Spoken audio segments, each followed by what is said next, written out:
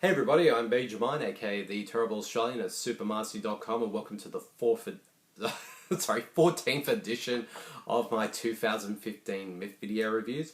For this one, I will be reviewing Takashi Miike's action horror comedy YAKUZA Apocalypse, The Great War of the Underworld, and as well as the domestic drama Louder Than Bombs. So, let's get right into it, and as I stated in previous videos, but I'm going to say it again anyway, just to make sure for those who don't know, I will be reading the synopsis for both of these films from this year's MIFF program, so that way I don't screw up the synopses, but I have a habit of doing it anyway, so forgive me if I do. So let's get right into it.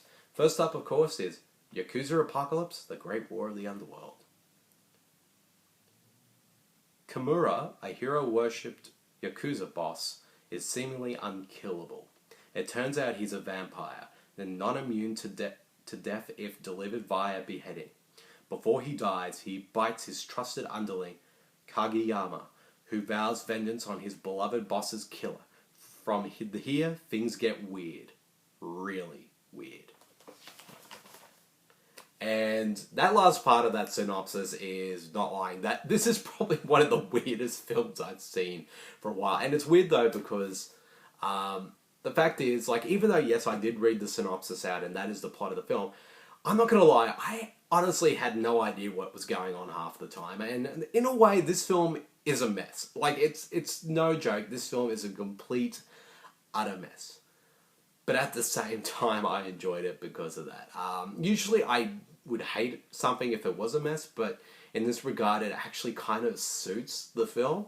Because so many, insane things happen during the course of this film that I kind of, in the end, just tried to give up the sort of the logic or the story behind it and just went along with it and just enjoyed the complete madness that is YAKUZA Apocalypse. And it's a film that just gets more and more bizarre and more insane as it goes along. And only a director like Takashi Miike could have created something like this. And it's weird though, because this film, in a way, some regard, kind of reminded me of a film I saw last year at MIFF, Why Don't You Play in Hell, which kind of has the same kind of vibe and tone and insanity as well, but, they're different films made by two different directors. But yeah, I actually did enjoy this one, and the fact that it sort of combines like horror and action and comedy and surrealism and complete utter insanity, I just found really enjoyable. And the cast are pretty much all gay, and you can tell that everyone's just having a good time playing these parts, and it's very violent, it's quite funny. I did laugh quite a few times. Some jokes did feel a bit forced and some fell flat, but most of the time they hit. And like I said, it's just a completely insane film. And I'm not exaggerating when I say that. The more times, as you watch this film, I honestly wasn't sure where the hell this movie was going to go with its plot, but it just got more and more bizarre as it went along. And then, of course, it introduces a character, and I'm not going to lie, this is going to be with... I forgot what the character's name is, so I apologize. But there's a character that comes in the third act who I did not expect a character like this to show up, and this character is probably without a doubt my new favorite film character. I just thought this one was absolutely awesome and hysterical, and you'll know exactly what I mean when you see this character. And I don't want to spoil what it is. I didn't expect, because I didn't watch any of the trailers or anything prior to this screening, so when this character popped up, I was just laughing my ass off, and the things that he does in this movie just made the character even more awesome than his introduction. And it's probably one of the best introductions for a character ever is his in this film. And like I said, I won't say who it is. You'll know exactly, but you'll know what I mean when you see the film. Although I think I read somewhere that the trailer actually does give away that character. So I'm suggesting, yes, you can watch the trailer to sort of give you an idea of what the tone and all that's like. So, but if you see the character in the trailer, you know which one I'm talking about and pretty much gushing over. So, yeah, I mean, Yeah, I really liked Yakuza Apocalypse. I love the insanity of it all. Like I said, it's not a perfect film. Like I said, it is a mess, and sometimes the plot can be a bit hard to follow sometimes, and it is a bit overlong, but at the same time, I had a lot of fun with it. So, and it's definitely one of the most batshit insane films I've seen in quite a while. So if I had to give Yakuza Apocalypse: The Great War of the Underworld a rating, I'm giving it 3.5. So this one I'm definitely looking forward to checking out again when it gets released. So I mean, if you're a fan of Takashi Miike's films, definitely it's worth a watch. So let's get right into the next film, which of course is the drama Louder Than Bombs. Norwegian director Joachim Trier's English language debut, Louder Than Bombs, explores the grief and dislocation felt by a widower, played by Gabriel Byrne, and his two sons, Devon Drood and Jesse Eisenberg, following the death of their mother and wife, Isabel Hubert. Sorry if I pronounced her last name wrong. She was a war photographer based in Syria. Isabel's return to leafy suburban life after wartime violence left her in a fragile state, and the possibility that her death was in fact suicide opens up old wounds for her family. Louder Than Bombs is another one of the films that I saw at the MIFF this year that I never even heard of until I read it in the guide. And of course, besides having a great cast, as the ones that I sort of mentioned there that sort of perked my interest, but the main reason what really sold me on checking this film out, of course, was the director, Joachim Trier. He directed this film that I saw about, I think, probably a year or a year and a half ago,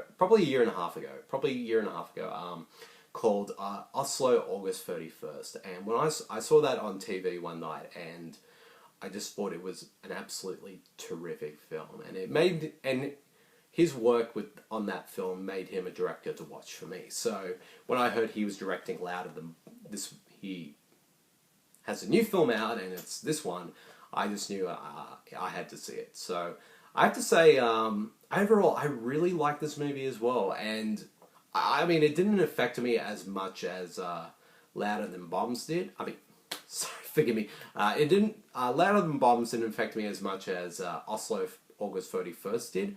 But it's still a really good and really compelling film in its own way. And of course, like I said, it's got a great cast: Gabriel Byrne, Jesse Eisenberg, Devon Drood, Isabel Huppert.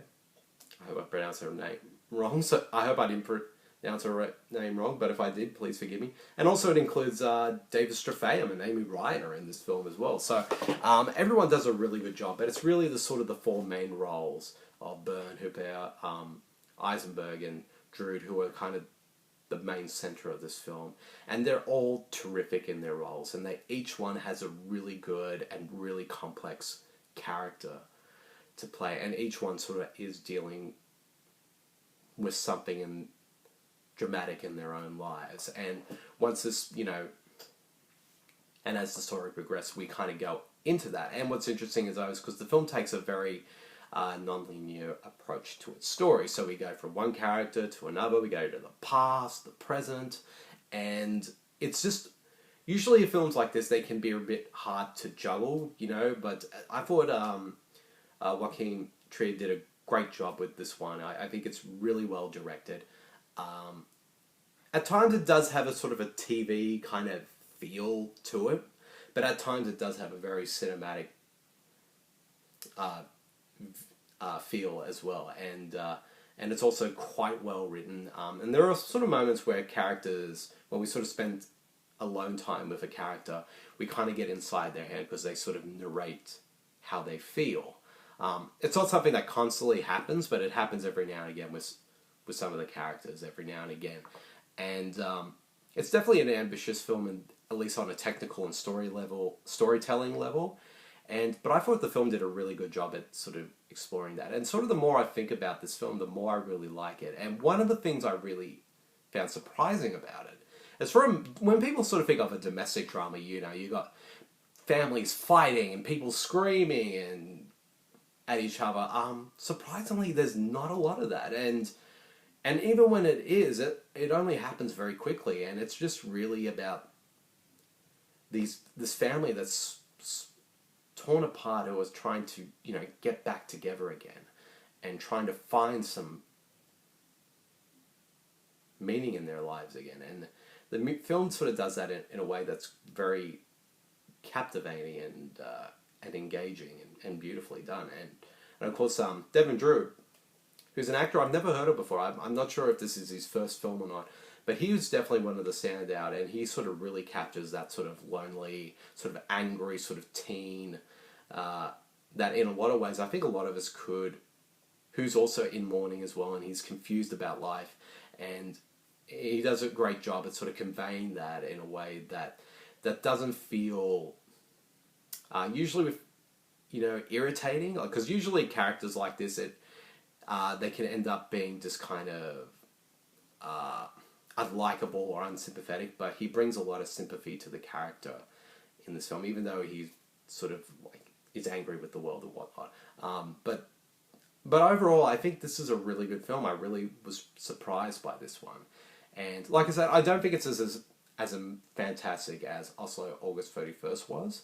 But on its own for what it is, I think Louder Than Bombs is still a pretty engaging film. And if I had to talk about, like, in terms of negative aspects about the film, I think there are some elements with the story I kind of wish the film kind of explored more. I mean, it's only a short film. It only goes for about 105 minutes. And I kind of wish it was a little bit longer so that way it could explore the sort of some aspects of the story and some of the characters a bit more. But overall, it didn't bother me too much because I think it's overall a really good film nonetheless. So, if I had to rate Louder Than Bombs, I'm going to give it 4 out of 5. I really like this one a lot as well. Yep, so that's it. That's the end of this 14th edition of my MIFF video reviews. I hope you guys all enjoyed it, and keep a lookout very soon for my 15th edition, in which I'll be reviewing the New Zealand horror comedy Deathgasm, and as well as the Taiwanese film Cemetery of Splendor. So keep a lookout for that, and I'll see you guys all later. See you, everyone. Bye.